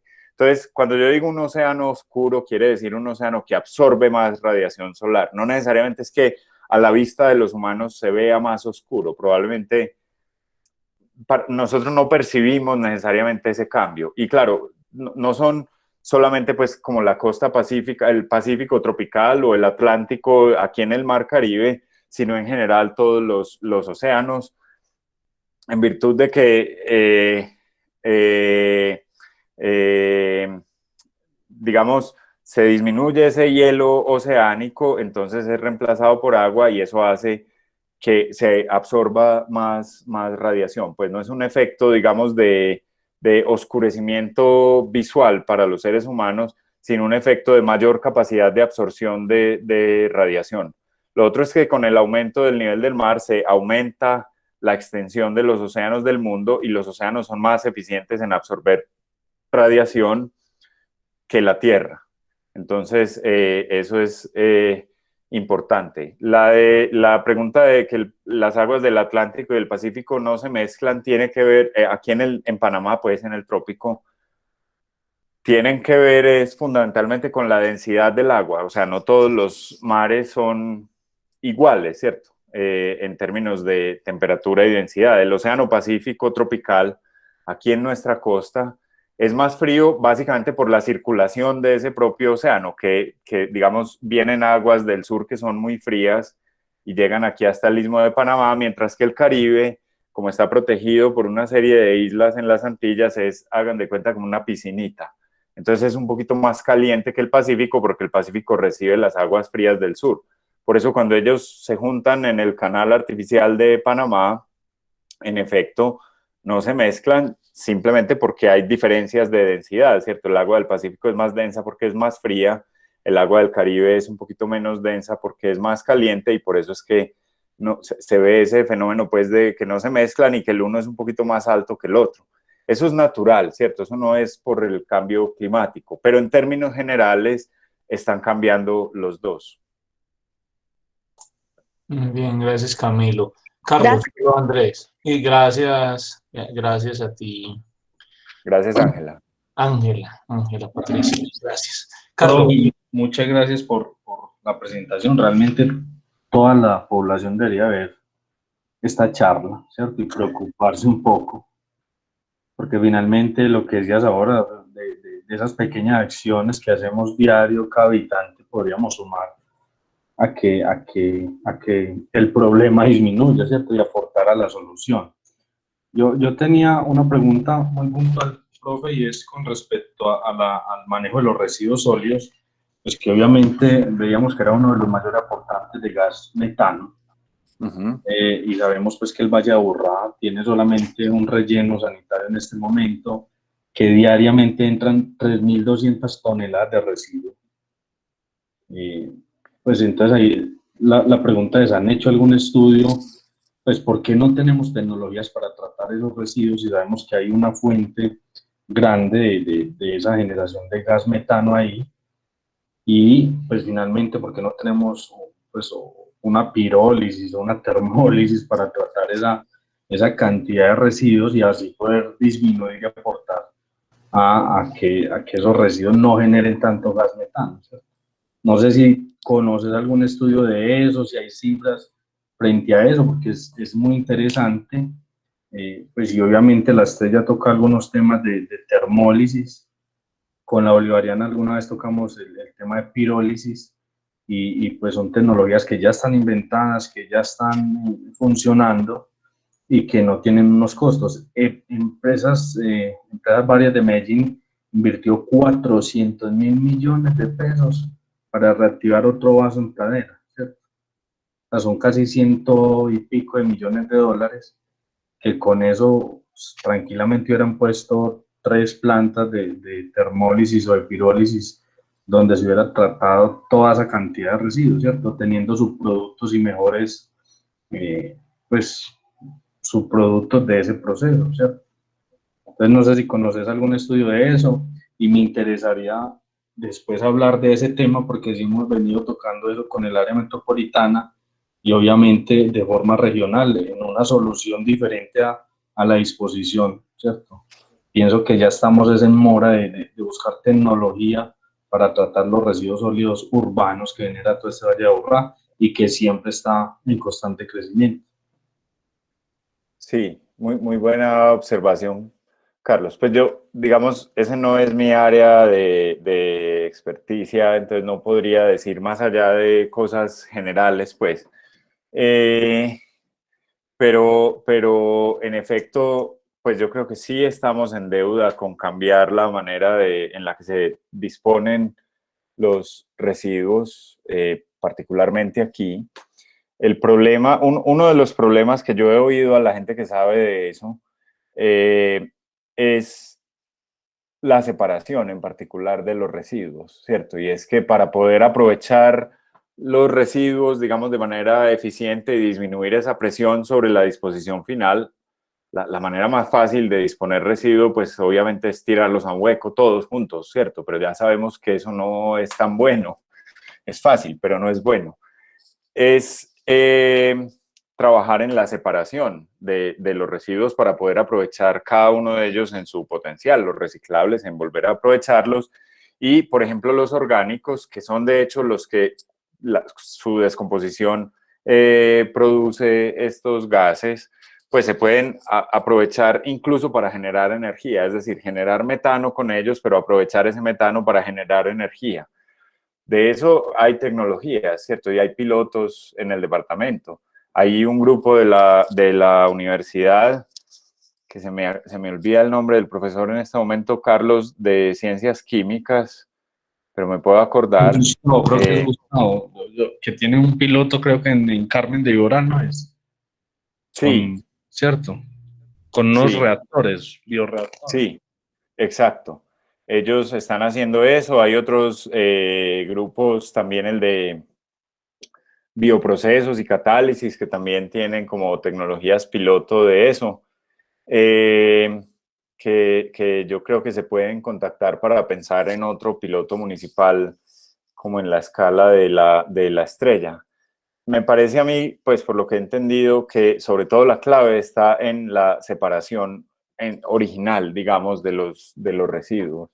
También en Valparaíso hay una planta pues de compostaje, que es otra manera de tratar los residuos, digamos, orgánicos, importante. Así que tecnología sí hay. Lo que pasa es que pues obviamente la más fácil, como decíamos ahorita, es tirarlo a un hueco todo junto. hay que pensar en cómo implementar esa tecnología y cómo desarrollar como toda la cadena de producción de residuos, cómo intervenirla toda de manera que los productos sí puedan ser utilizados en lo que conviene en cada uno de ellos. Perfecto. Es como lo que yo puedo decirte, porque como te digo, esa no es mi área. Muchas gracias, profe. Mateo Granados había levantado la mano por un ratico, después la bajó, no sé, ¿todavía tienes la inquietud, Mateo? Si estás conectado, ¿quieres hacerla? Buenas noches.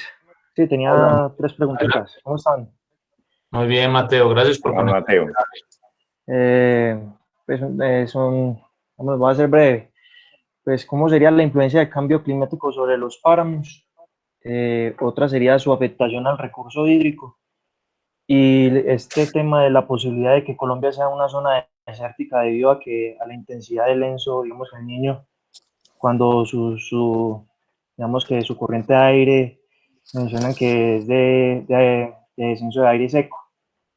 No sé ahí, eso han mencionado por ahí, lo he escuchado, pero no sé qué Ajá. sea la posibilidad como digamos que perdiendo digamos el Amazonas o digamos que toda la parte del Chocó, el bosque seco tropical, no sé, ahí su afectación. Sí, muy buenas las preguntas, Mateo. Mira, sobre la primera, el páramo, ¿cuál es el futuro del páramo? Esa es una pregunta activa entre los investigadores de páramo, es decir, hay gente trabajando en eso, en tratar de identificar lo que implica el cambio climático para el páramo. El asunto con el páramo o los páramos es que páramo es como una denominación genérica para una variedad de sistemas de alta montaña, ¿cierto? Los páramos de Colombia, de la cordillera occidental, son distintos a los de la central, son distintos a los de la oriental, estos a su vez son distintos a los de Venezuela y son distintos a los de Ecuador. Entonces, como hacer una generalización de decir, a los páramos lo que les va a pasar es esto, no se puede. A los páramos húmedos probablemente van a tener que hay páramos pues muy húmedos como los de la cordillera occidental, por ejemplo, probablemente van a tener una menor afectación en términos de su funcionamiento hidrológico y de su estructura que los páramos más secos, como los de la cordillera oriental, por ejemplo, o como los del sur en Ecuador. Digamos, una proyección genérica sobre los páramos es que ellos son muy sensibles sobre todo a las temperaturas máximas, o sea, a que haga mucho calor. Están muy bien preparados para el frío, pues pensando en las plantas fisiológicamente, pero el calor les da muy duro. Entonces, esos aumentos de temperatura que se esperan para las zonas de montaña, que son más altos que incluso para las zonas bajas, pueden producir sequías y mortalidad sobre la vegetación de páramo. Eso, digamos, en términos generales. Mucho más fuertes en las regiones más secas y menos fuertes en las regiones más húmedas, pero en términos generales esa es una de las expectativas. La otra es que su rango de distribución en las montañas se encoja, porque como la temperatura aumenta, entonces las partes, digamos, bajas, por ejemplo, van a ser tan calientes que ya no van a, pues más calientes, ya no van a soportar vegetación de páramo, sino que los bosques van a ir subiendo en altura, ¿cierto? Entonces cada vez el rango de distribución va a ser más chiquito. El problema es que las montañas no son infinitas en altura, así que si se contrae, se contrae, se contrae y llegó al tope de la montaña, desapareció ese páramo. Otro problema que se ha observado incluso ya potencialmente con los páramos es que hay como incremento en la incidencia de plagas y enfermedades para la vegetación nativa de los páramos que parecen estar asociadas con el aumento de temperatura. Entonces, por ejemplo, aquí a los páramos de Antioquia, aquí en Belmira, aquí en las Baldías, por ejemplo, ha habido pues como documentados plagas de insectos y de hongos que afectan los frailejones. Los frailejones son la especie icónica del páramo, pero no es lo único que hay en los páramos. Eso también es importante, o el grupo, el género más bien, porque hay muchas especies. Pero sí hay como sistema, y en Chingaza, también en la cordillera oriental, hay sistemáticamente como documentación de mayor incidencia de enfermedades recientemente, y eso parece estar relacionado con el calentamiento, pues con el aumento de temperatura. Otra consecuencia posible del cambio climático es aumenta la composición de materia orgánica en el suelo porque los microorganismos de allá están muy limitados por temperatura. Camilo es el que sabe de eso. Pero a medida que aumenta la temperatura, la descomposición se acelera y eso pues altera la estructura, por ejemplo, del suelo. O en muchos casos, donde hay, por ejemplo, humedales en los páramos, ese aumento en el metabolismo, particularmente de organismos anaerobios, produce metano. Entonces, los páramos se pueden, en algunos casos, en los que tienen humedales, o sea, zonas inundadas permanentemente, la descomposición de la materia orgánica ahí abajo, asociada con mayor temperatura, puede producir emisiones de metano. Eso, como más o menos lo que se espera en términos del cambio climático para el páramo. Se me olvidaron las otras dos. Una era ¿cuál? Bueno, voy a responder la tercera porque la segunda no me acuerdo. La tercera es si Colombia se va a convertir en un desierto. Yo no sé si desierto, ¿cierto? Eso es muy extremo decirlo. Además, porque Colombia, pues este territorio aquí del norte de los Andes, a mí no me gusta llamarlas, cuando estoy hablando de ecosistemas y naturaleza, los países son cosas artificiales, ¿cierto? Entonces, más bien yo pienso como en los sistemas de los Andes, en los sistemas de la Amazonía, de la Orinoquía, independiente de si quedan en Ecuador o en Colombia, o en Venezuela o en Brasil, eso es la misma cosa. Pero aquí en el norte de los Andes, que están principalmente en Colombia, hay mucha variación topográfica, entonces como pensar en una respuesta uniforme es muy difícil. Una proyección para toda la Amazonía, peor en el sur, o sea, en Brasil, un poquito menos fuerte o más demoradito en el tiempo para el norte, es que los bosques aún naturalmente, sin deforestación, se transiten hacia otro tipo de ecosistema que son sabanas, es decir, como praderas grandes. Hay registro en los cambios climáticos anteriores, que les decía 100.000 años, ¿cierto? El Amazonas, históricamente en la historia de la Tierra, transita entre bosque y sabana, bosque y sabana. Hay una proyección que dice, pues, como que no es muy lejos, final de este siglo más o menos, la mayoría de la región amazónica ya va a estar en transición hacia sabana. Sabana es un estado intermedio entre bosque y ecosistema árido, pero no creo que alcance a llegar, pues digamos, hasta ecosistema árido, por lo menos los estudios no proyectan eso. Pero esa transición de bosque a sabana sí es muy, muy, muy significativa. Las zonas del norte de Colombia, como en el Caribe, que probablemente vimos ahí en la proyección, se van a volver más secas, implicarían una expansión de la región árida de la península de La Guajira probablemente hacia el sur, e implicaría, digamos, transición de las zonas de sabana hacia bosque seco. Entonces, esa región sí probablemente sería más seca, digamos, tendiendo hacia ecosistemas áridos. Sobre las selvas del Pacífico no hay muchas proyecciones y no es fácil hacer esas proyecciones porque es una franjita muy delgadita de selva entre el océano y la montaña. Entonces, digamos, los modelos no tienen tanta facilidad de poder resolver áreas tan chiquitas globalmente en términos de clima.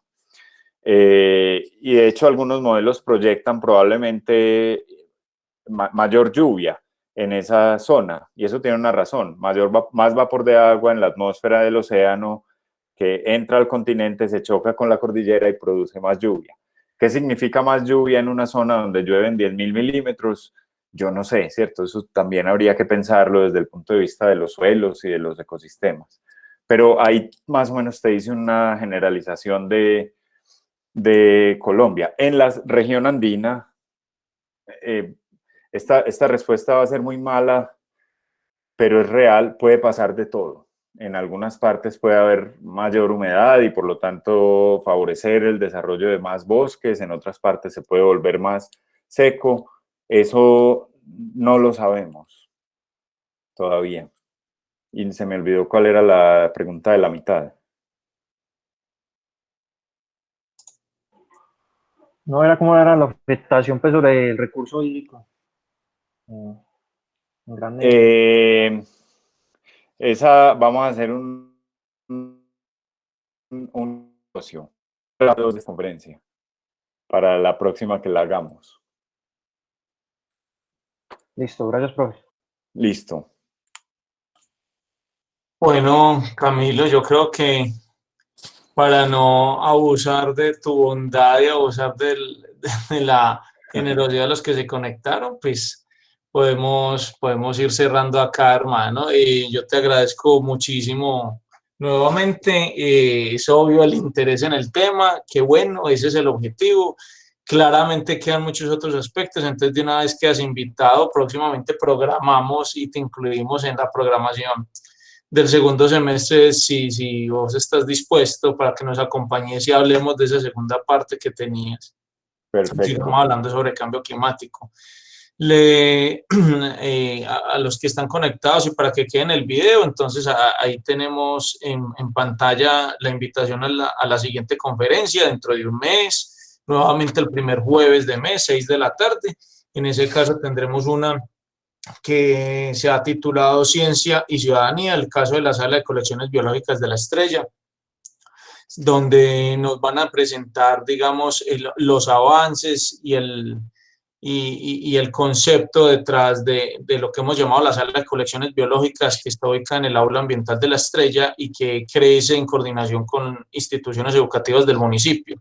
Y nos van a hacer la presentación dos profesores del colegio que ha estado liderando, pero no es el único que está liderando el proceso, que son los profesores Esteban Gañán y Diego Vargas de la institución Gimnasio Internacional de Medellín, que es una institución privada acá del municipio, y que nos han estado ayudando a liderar la Sala de Colecciones Biológicas, donde hoy tenemos ya un herbario en avance, sumando especímenes de la biodiversidad del municipio. Entonces, dentro de un mes van a poder conocer un poco más de avances y el concepto que está ahí, cordialmente invitados. Bueno, muchísimas gracias a todos y los esperamos en la siguiente. Muchas gracias. Camilo, muchas gracias, hermano. Gracias a ustedes por la invitación. Nos vemos. Muchas gracias. Hasta la próxima.